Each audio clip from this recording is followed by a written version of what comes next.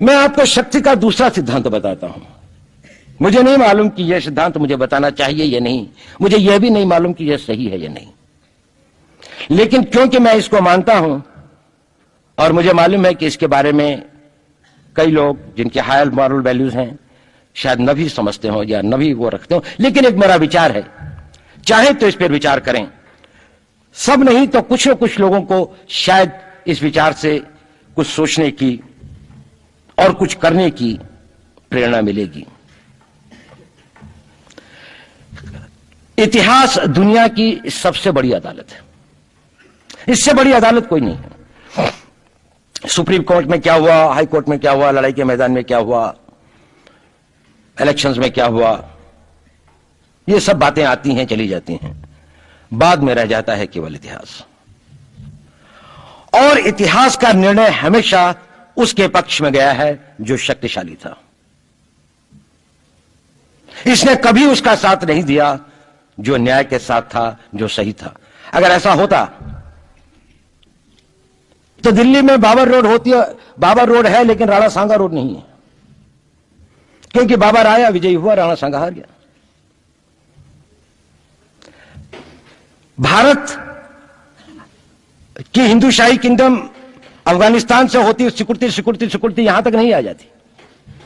हमने किसी पर आक्रमण नहीं किया, हमने किसी के जीवन मूल्यों को नष्ट नहीं किया, हमने किसी के धर्म ग्रंथों को और धर्म स्थानों को नष्ट नहीं किया। शायद हम न्याय संगत थे, शायद सत्य भी हमारे पक्ष में था, लेकिन शक्ति हमारे साथ नहीं थी। इसलिए इतिहास ने हमें उसकी सजा दी। इतिहास ने हमेशा उनको सजा दी जिन्होंने विचारों को कर्म से और न्याय को शक्ति से अधिक महत्व दिया। अब मैं ये नहीं कह रहा हूं कि उसकी तिलांजलि कर देनी चाहिए, यह नहीं है कि न्याय का अपना महत्व नहीं है, लेकिन यदि कॉन्फ्लिक्ट ऑफ इंटरेस्ट हो तो शक्तिशाली बनना ज्यादा आवश्यक है। भारत धर्मगुरु भी तभी बनेगा जब एक शक्तिशाली भारत का निर्माण होगा।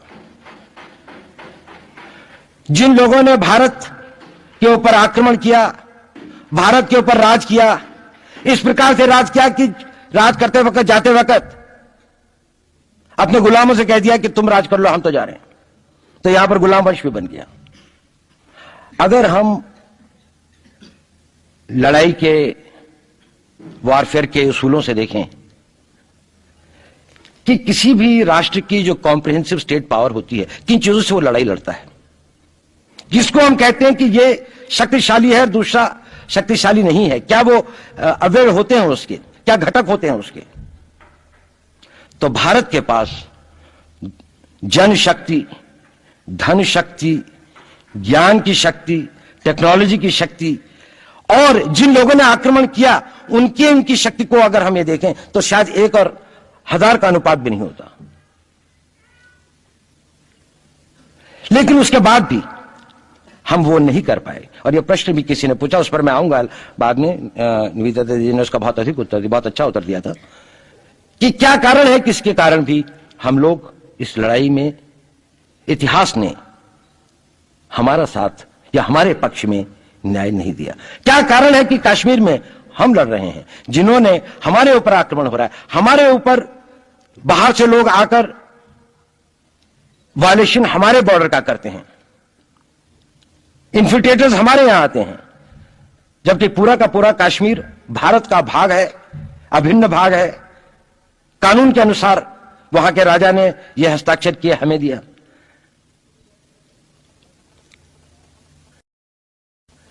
क्या कारण है कि करोड़ों की संख्या में बांग्लादेश से लोग भारत में आते हैं, हम बाड़ लगाते हैं, वो लोग वहां से मना करते हैं कि आप हमारे आदमियों को आने दीजिए, और हम कुछ नहीं कर पाते। और भारत में 2 करोड़ नागरिक रहते हैं, हमारे एयरपोर्ट के ऊपर में इमिग्रेशन की चेक पोस्ट लगाते हैं कि कहीं पर कोई एक आदमी बिना पासपोर्ट के या बिना वीजा के भारत में प्रवेश न कर जाए। यहां पर लाखों की संख्या में, करोड़ों की संख्या में लोग आते हैं। सुप्रीम कोर्ट भी ये वो करता है कि जिन लोगों ने, जो इसके लिए जिम्मेदार हैं, उन्होंने जो काम किया है वो भारत के ऊपर आक्रमण के बराबर काम किया है।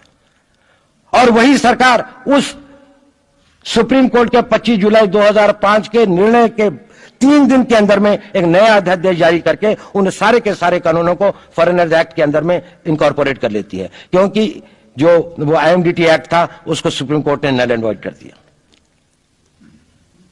ये सब बातें हमें सोचने और समझने की आवश्यकता है। एक कारण, मैं ज्यादा चीजों में नहीं जाना चाहता, इतना समय भी नहीं होगा, कि भारत विदेशों से इतना नहीं हारा। अंग्रेजों ने भारत के खिलाफ कोई लड़ाई ऐसी नहीं जीती जिसमें कि अंग्रेजों की फौज में भारतीय सिपाही नहीं थे। चाहे वो पहले बंगाल नेटिव आर्मी थी, 1857 के अंदर में सिखों और गुरखास ने उनका साथ दिया, जब सिखों से लड़ाई हो रही थी तो बाकी लोगों ने उनका साथ दिया। हमेशा नेटिव आर्मी उनके साथ थी। जब जब आक्रमण वेस्ट से हुआ,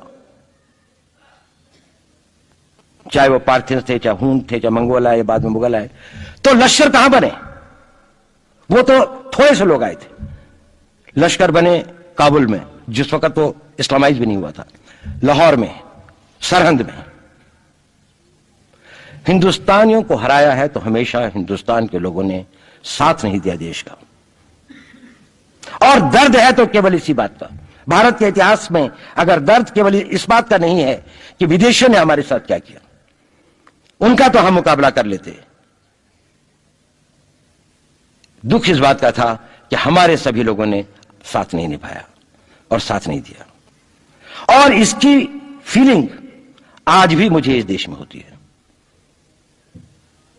और भारत को आंतरिक बाह्य शक्तियों से जो सबसे बड़ा खतरा है, वो खतरा इस बात का है कि हमारे अपने लोग ही कहीं राष्ट्र की सुरक्षा, राष्ट्र की अस्मिता, राष्ट्र के गौरव का सौदा न कर बैठे, अपने आज के सुख के लिए अपने भविष्य को अंधकारमय न कर दें।